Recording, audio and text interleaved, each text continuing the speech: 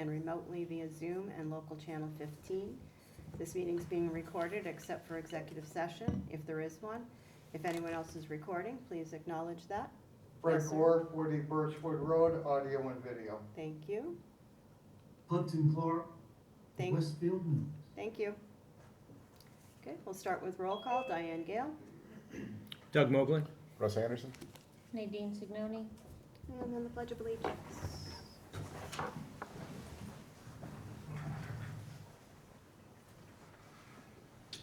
I pledge allegiance to the flag of the United States of America and to the republic for which it stands, one nation, under God, indivisible, with liberty and justice for all.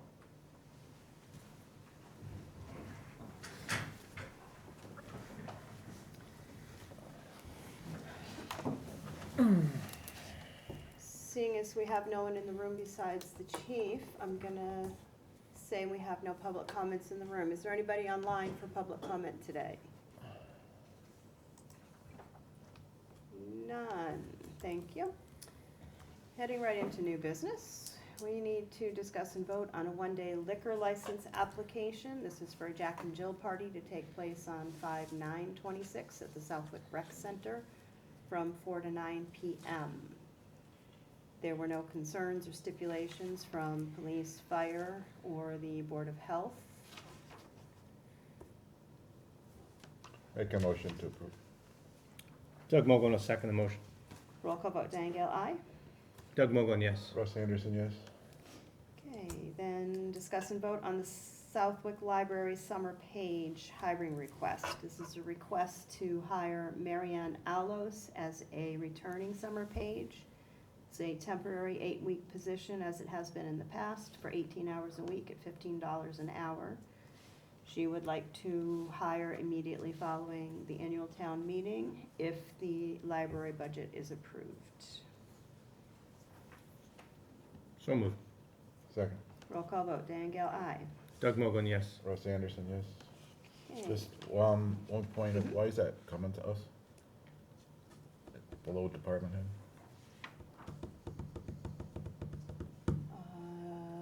We have done every year. I don't We have done it every year. really know. Okay. That's a good question. Because it's a temporary, Just budget-based? I Just don't know. asking. Good question. Then we need to discuss and appoint the 2026 election officers.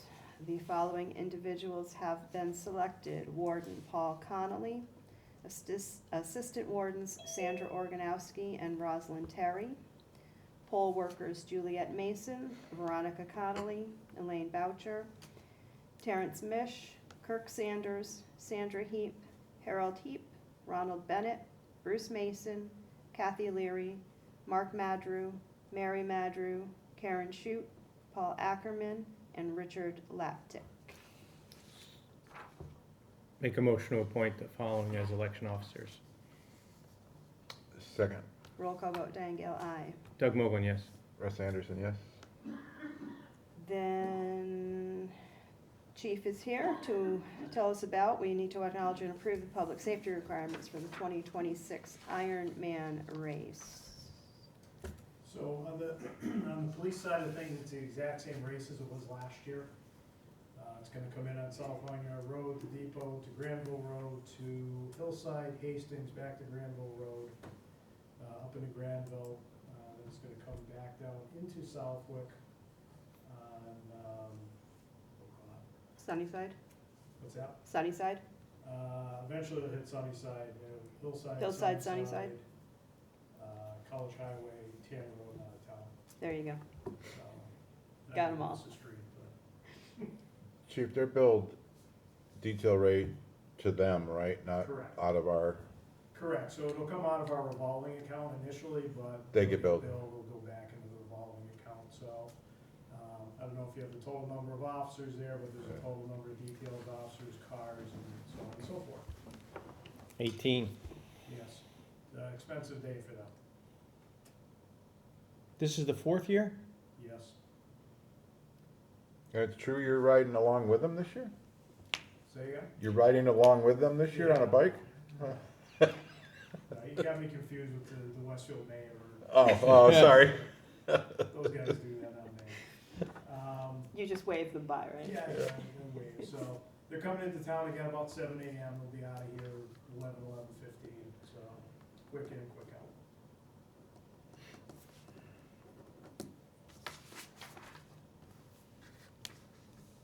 Okay, any other concerns? Do we need to vote on that, or We is it? just acknowledge, I think, right? Or Yeah. we approve your public safety request, is what it says. So, all right.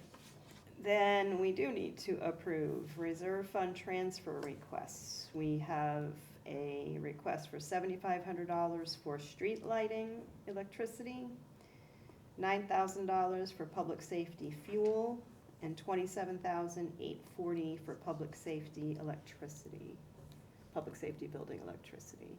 That's both police and fire, I assume? Public safety, I should I know say, it's a long- I think it should say buildings, but Yeah. it's the public safety. No, I understand that, I guess, two questions. Number one is, do we know why it's so high as opposed to just the rates? As long as there's not something else going on. And I assume it's both police and fire buildings.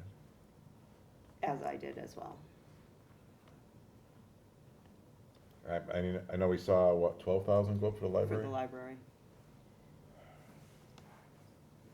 Yeah, Just seems like a really big increase.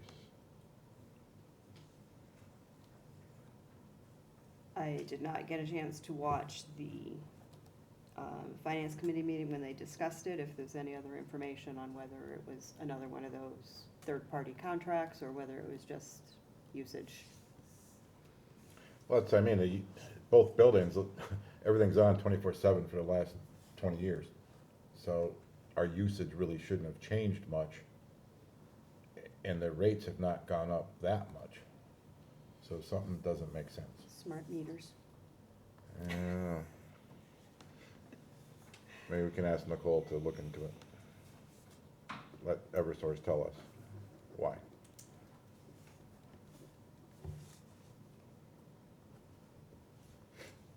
So we want to approve? Yeah, those? I'll make a motion to approve it. I don't think we have a choice, but I'll second the motion. Roll call vote, Diane Gale, aye. Doug Mogul, yes. Russ Anderson, yes. Moving on, discuss WGI TIF agreement, tax incentive finance agreement. The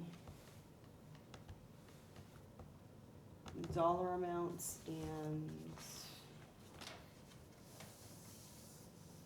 years of saving. This is a 10-year agreement. Doug, do you want to talk about this a little bit, since you were part of the discussions? Sure. So I was the designee from the board to work on this. Things got went a little longer than it coulda, shoulda. So hence we kind of put it a little backwards where it got onto the warrant ahead of really discussing it here. But we were waiting both from the applicant and the assessors to put some real dollar amounts behind what that TIF looks like. In previous TIFs, I don't think we had always done all the expert analysis of what the net of the TIF would be based on valuations and tax rate heading into town meeting. I wasn't involved in the immediate last TIF that was done for obvious reasons, but I had been involved with other potential TIF agreements, including the one I was not involved in, but this applicant of WGI also received a TIF for their current headquarters located off of Hudson Drive.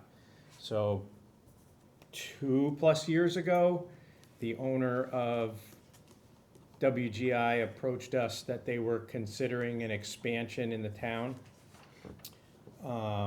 And if you recall, I had been designated to talk about that along with the previous CAO. And the talks kind of fizzled out. I think their business had gone through some changes and some other stuff. And then earlier this year, they reached back out again and said they were interested to resume discussions. We met, Nicole Parker and I met with the owner and the COO of the company a couple of times to talk through what they were doing. They were evaluating Southwick, Westfield, and another community for either relocating their entire business and/or expanding the operation that they currently operate. They're currently running out of the building on Hudson Drive, plus they have some rental space at the end of Wally Way that they're occupying for part and parcel of what they're doing for their business. And they have two very distinct businesses that run out of the same operation, where they're repairing aircraft parts, specifically engine parts, and they also have a significant MRO business that they run as well. And they're looking to grow both of those businesses. And after a couple of rounds of discussions and negotiations, and then input from the assessor, they came back and are ready to go in front of town meeting for a proposed TIF, which is directly in line. The TIF that's being proposed is identical to, in format and structure. The dollar amounts move around a little bit, but on the percentages, obviously it's based on the dollar amount of the project, but the percentages scale down over time, so it steps in at a higher reduction in the taxes, and then over the 10 years. And they have a commitment of number of hires that they're going to make and so on in the agreement. And we'd like to send it to town meeting to have the folks vote to accept the TIF. It's a great expansion of a good business. It's a clean business. They do it on a global basis for customers all over the world, and to have a business like that expand in the town is going to be a true net benefit for the town of Southwick. From an economic development perspective, maintaining a large existing employer, I would gather that they're certainly within the top 10 employers in the town, and to maintain that business and have them further expand in the town in the industrial park is going to be a net benefit for the town of Southwick. Would they no longer be renting that additional space? To be determined. Their business has been doing rather well. I mean, I can't speak for them directly. That's not to combine into this newer. It may very well, but it will also, we've seen this with other businesses that it's going to take time for them to finish design, permit, and construct said new facility. Mhm.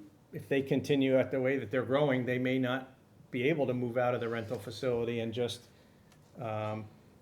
expand into the new facility.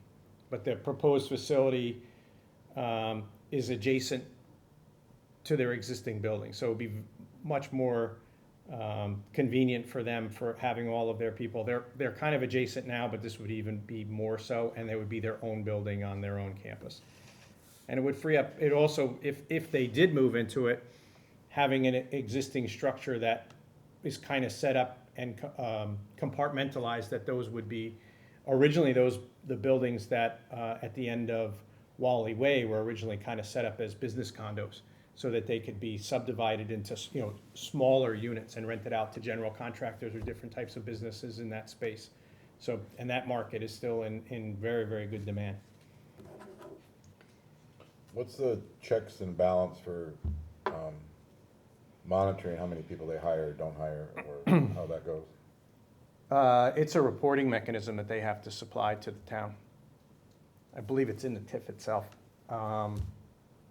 But there's a checkpoint in it that they adhere to the covenants of what that TIF is. And they expect 30 full-time jobs to be added, it says, over 5 years. So the product, at this point, the building value is Grab my notes. 6.5?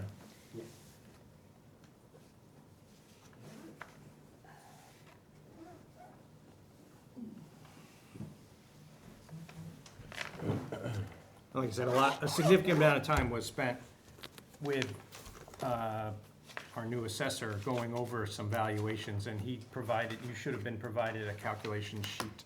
Yeah, I'm confused why the value that the assessor was given was 18 million, but the calculation is 6.5. And so I am here, Oh. I'm not Rachel Austin, but Randall Oh, Austin. hi, Randy, didn't And see am you attending the there. meeting.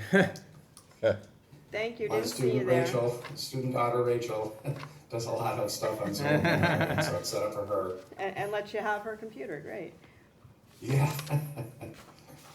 So, And so, yeah, I originally was just given a dollar figure and square footage, and I asked for more information and got somewhat of a building plan, and using that information, created a fictitious building on the parcel in my CAMA system, computer assisted mass appraisal system, and that was what I came up with for a value, was 6.5 million.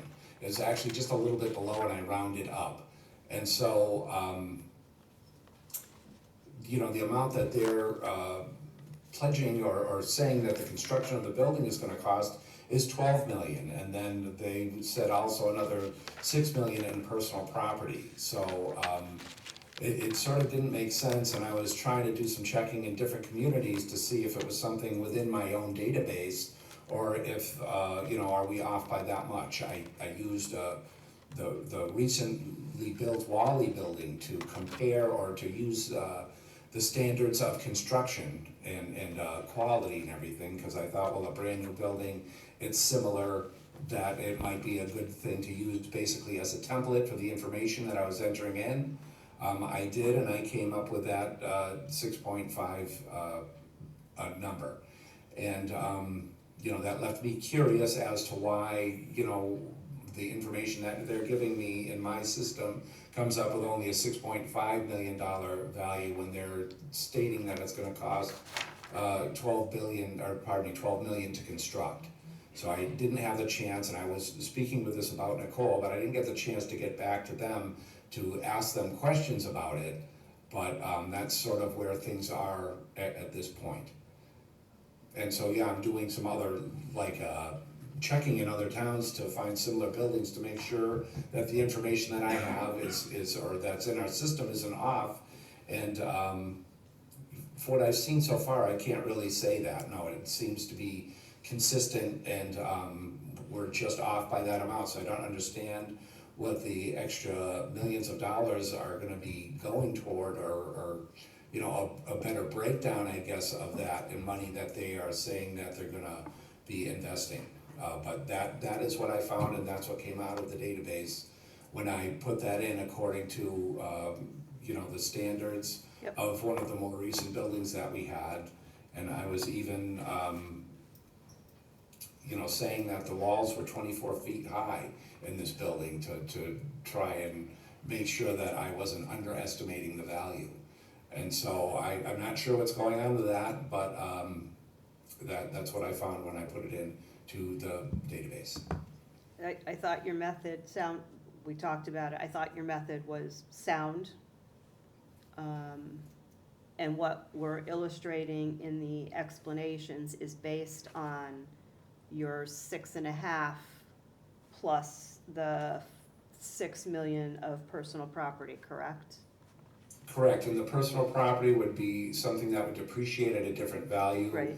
Usually land and buildings will increase in value, but depreciation for personal property happens at a much quicker rate, and so they're using the conventional depreciation schedule for machinery. I provided that estimate of the savings of personal property, although that was another thing that I sort of didn't understand about the situation, because I think it's pretty clear that they are a manufacturer, but they are not set up with the state as a manufacturer, and if they were, they would be exempt from personal property.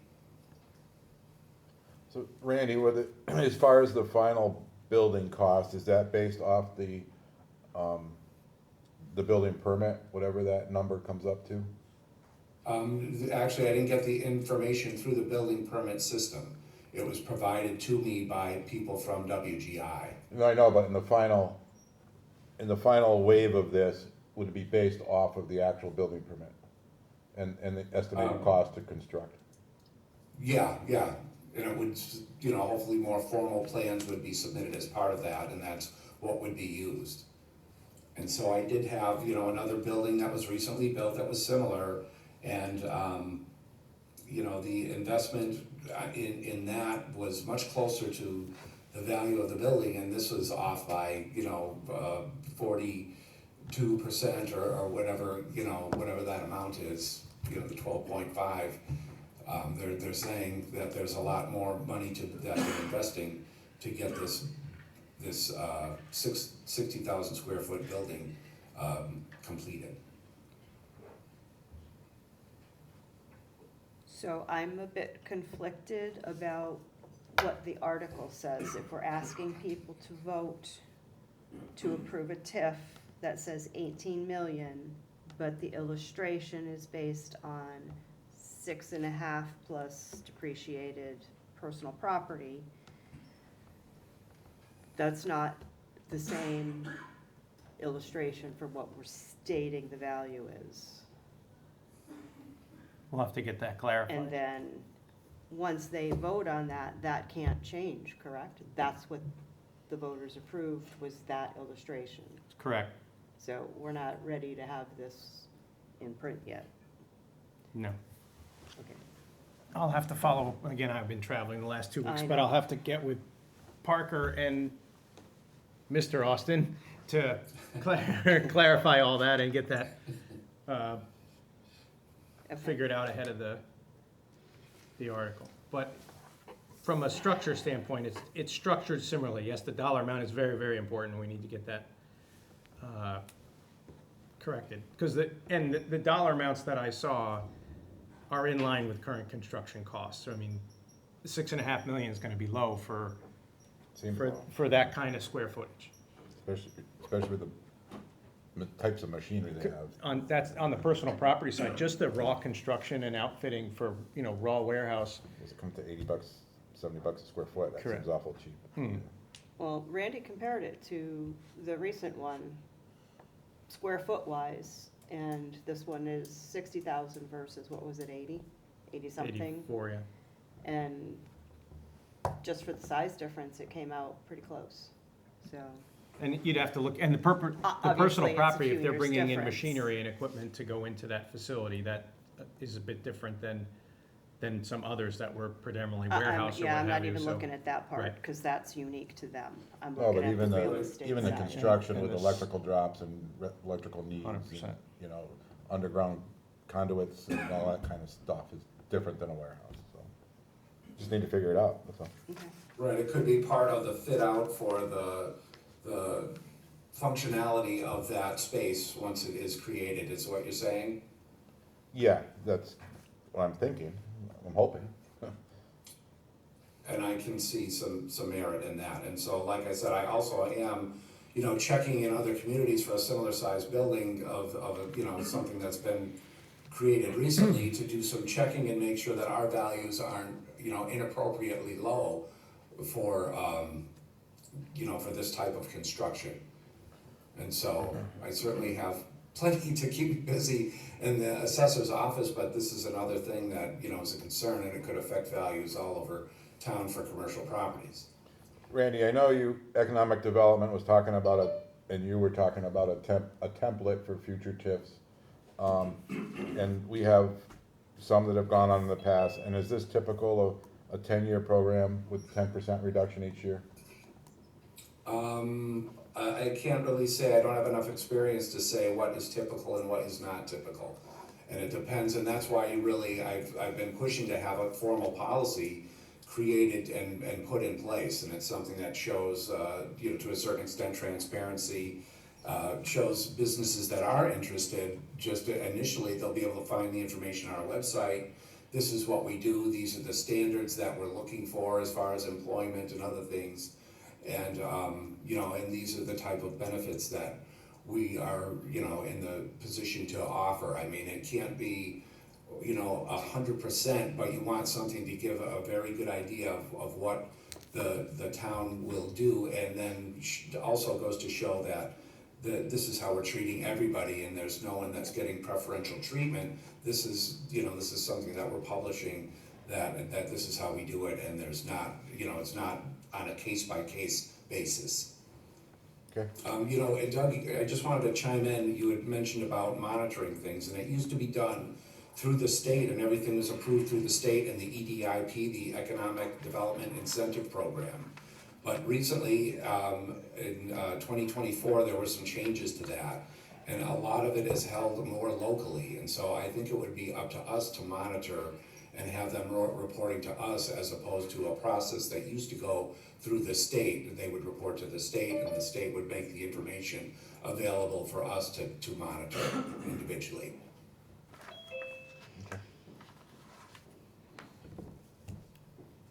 Okay, So we have to wait really till, so those values need to be reconciled, but just for the record, if at 6.5 million plus 5.7 million, over the 10 years, it's a $728,460 estimated tax savings over that period. But those need to be reconciled. And I just wanted to say that the estimate that I provided, I used the 3-year average of our tax rate to base that on, as opposed to, I feel like right now we're in a good position with our tax rate at 1442, but, you know, that had to do with a lot of the value that was added. And so I just thought to take an average would be something that would be more, you know, something better to base our guideline off when we're looking for the next 10 years. Yep, I thought that was fair as well. and when we review it, even with the discount, we should be telling the public what they are gonna pay. Correct. Oh, yeah, Not just the discount, correct, because it's sizable too. absolutely. Yep. No, absolutely. Agree. Okay, so more to do on that. Thank you, Randy. Thanks, Randy. Okay. I think it also sends a message, right? And I watched some of the EDC meeting on this topic as well. And it's good to have a framework, especially, but around these things to ensure there's transparency and that, you know, no one's getting an outsized deal. But it also is highly dependent on the situation and the company and what they bring to the town of Southwick, and also, frankly, sometimes it's a competitive environment. If it's an industry or a business that you want to have located in the town, you may have to, you know, come off your standard to do certain things. You know, in this particular instance, we didn't have to. I can't take all the credit. Nicole Parker and I think, did a very good job of speaking with the CFO, the general manager, and the president on some of the value of staying in town. A gentleman whose name was mentioned earlier in a slightly different context made a very generous offer on behalf of a city to the north of us to get them to move their whole business back over into that town. And I thought we made a pretty compelling argument as to why they would want to stay here and continue to grow here without uprooting their entire business that they just, you know, they've been here probably close to 25 years now when they moved over and changed their name from Westfield Gage to WGI. And they're a significant employer. And they gave us some interesting numbers too, just to close out on that. Only 1% of their sales are in Massachusetts. 30% of it's international, and 69% of it is here in the U.S. And it's split amongst that OEM side where they're making parts and component parts for jet engines, and the rest is maintenance, repair, and overhaul, where they bring in equipment and refurbish it and restore it or do maintenance to it. So it's certainly an interesting conversation. It's a very interesting business. It's very quiet in where they are and what they do. You know, they're not hugely impactful on traffic. It's very, very highly skilled. Some of the stuff they do that, you know, obviously when you're dealing with jet engines, precision and quality is everything. So having an employer like that in the town is certainly an asset for an employer base. And those types of businesses also have tons of suppliers in the area that also, you know, hopefully more of them will be more inclined to move towards Southwick to grow and expand their business as well. How many employees do they currently have? He told me, and I didn't jot it down. But it's a significant number. We've been on a couple of tours of the place. There's a significant number of employees there, and you can take a look at their parking lot. I was gonna The say, fair shifts amount of they run. cars in the parking Yeah, lot. I know, it's a good place to take your kids to learn how to drive on the weekends, but, no, it's a very significant parking lot, and it's very well utilized during the week. And like I said, they were busting at the seams. They've moved into the end of Wally Way there, and had rented a building over there. And we're really shuttling stuff back and forth. This is gonna be a big plus for them to continue to grow their business. Okay. Then we can acknowledge and approve donations to be deposited into the Southwick Animal Control Gift and Medical Account Fund from Jay Banish Jay Banish, $50, R. Granels, $30. Those are from Southwick. From K. Kostek of South Hadley, $25. From S. Snape of West Suffield, $100. And from Western Mass Model A Restorers Club of Belchertown, $25. Make a motion to accept. Second, Roll call vote, Dan Gale, aye. Doug Mogul, yes. Russ Anderson, yes? Okay. No new business came up. New business. Doug, you haven't been here, so I'm guessing not. Nothing from me. Doug's new. Under old business, discuss and approve the intermunicipal agreement with Agawam regarding the animal control services. This was brought up a week or so ago, pending both town councils having reviewed it and approved it, and it has been. Again, there's no change in the value, $15,000 a year, and this is for retro fiscal year 26 through 28. And the only reason I'm thinking of it is because we just dealt with this, but this is part of the public safety electric bill too. And if rates go through the roof down the road, not that it would be a lot, there's no movement in that, we'd be absorbing that, correct? For the next 3 years. I mean, I think personally, just seeing this, what we're getting, those increases, you know, I know it's not a lot, it's not a big building, but in concept, but not to hold it up, I'm just making a statement. I'll shut up now. Although they only house them for days and then they have to do something with them. So. No, I don't know how you split when there's an Agawam dog in there to the power bill, I mean, that would be Correct, that would be possible, so.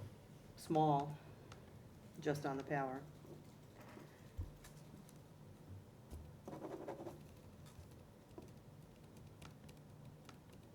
So we need looking for a motion to approve that, So move. and I guess who has to sign that? Is somebody's signature on that? We'll make a motion for the chair to sign, or second his motion with the amendment that the chair can sign it. Roll call vote, Diane Gale, aye. Doug Mogul, yes. Russ Anderson, yes.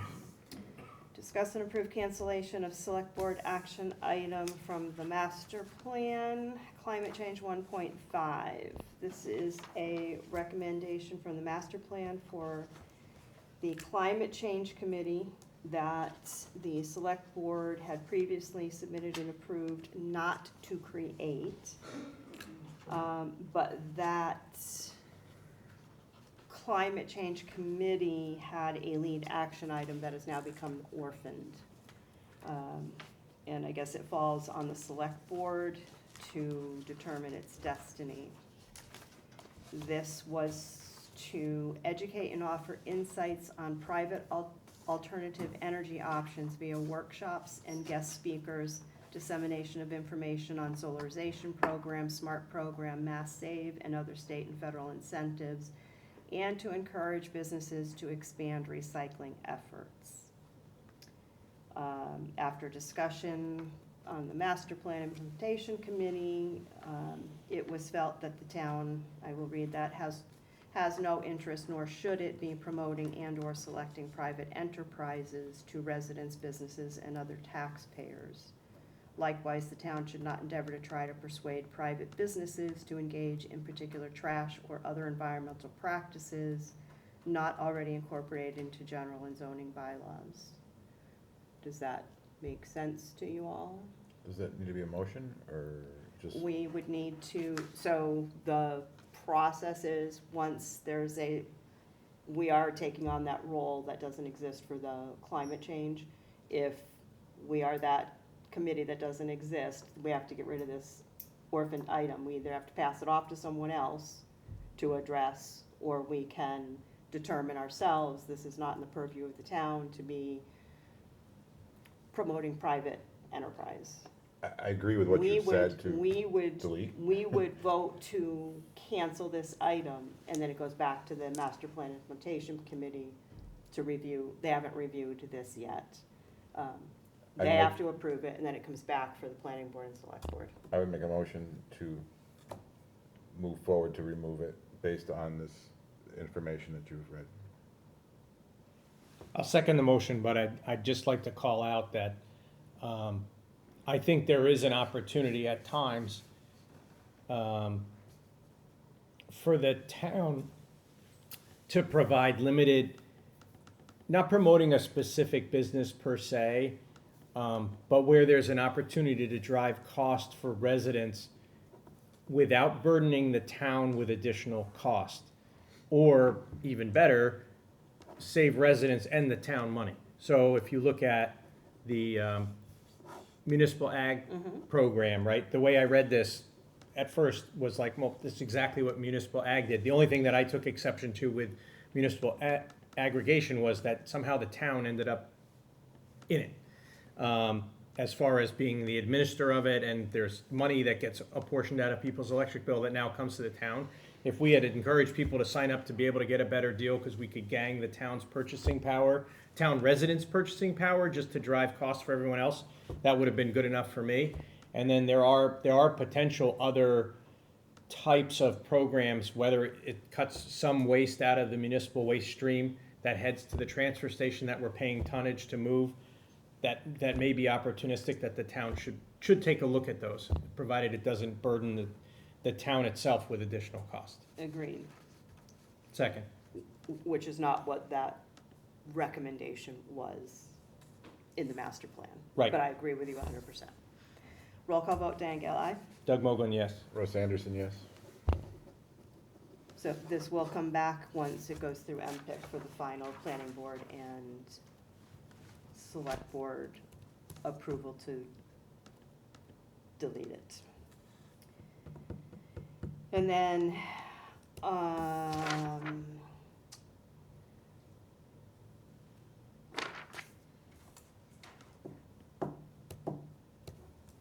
also, under new business, we had a late submission of the other. So this is the next phase. These had come from the other boards and commissions of their completed items. These are from the Board of Health, Planning Board, and Council on Aging. So the Master Plan Implementation Committee reviewed the documentation provided that substantiated completion, and they approved it, so it comes back to the Planning and Select Board to sign off as complete. I think the first one you got was the Board of Health on climate change, enhancing townwide vector control and education programs. And they have a wealth of programs and communication around not just town, not just the town hall, but around town. And working with other, minus the typos in that, working with other agencies to do the same on that. Do you want to go through them all quickly and vote them all together? Sure. Jump in if you have questions. Well, you just left the low-hanging fruit that they were gonna tick the box on that one. Transportation, the Council on Aging had transportation, a ride-sharing service. As ride-sharing services become available in Southwick, consider the opportunity to educate residents on ride-sharing safety and app usage. They did arrange for a second van, including Granville and Tolland, expanding the van service. They communicated with AARP on avoiding scams. And are also working with the Hampton County Sheriff's Department, don't know where that's gonna go yet, on presentations for ride sharing in general, ride sharing safety and app usage. So again, theirs was deemed complete. The planning board had one under economic development to consider limiting new development until all zoning enhancements, requests for zoning updates, and adherence to uniformly applied design aesthetic standards mentioned in the master plan actions have been considered and planned and have a planned pathway to completion.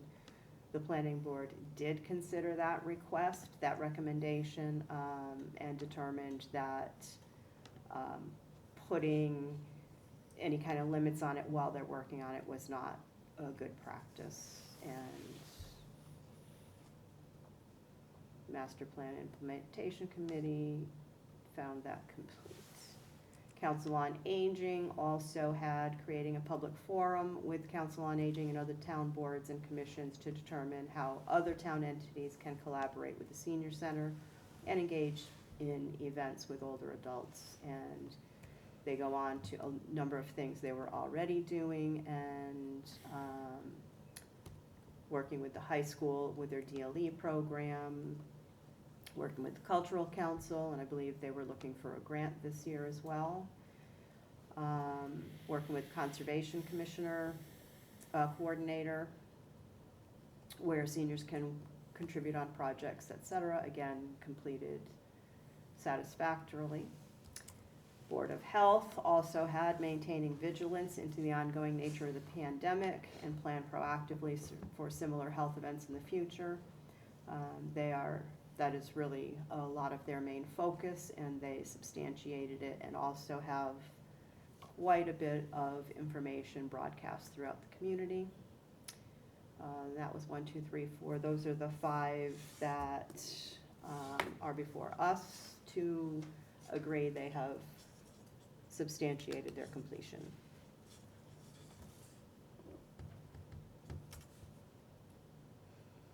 Questions, comments, etc.?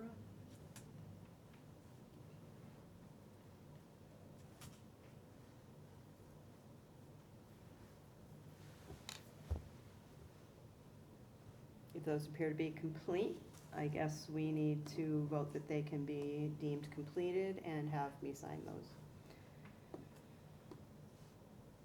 So moved. Second. Roll call vote, Diane Gale, aye. Doug Mogul, yes.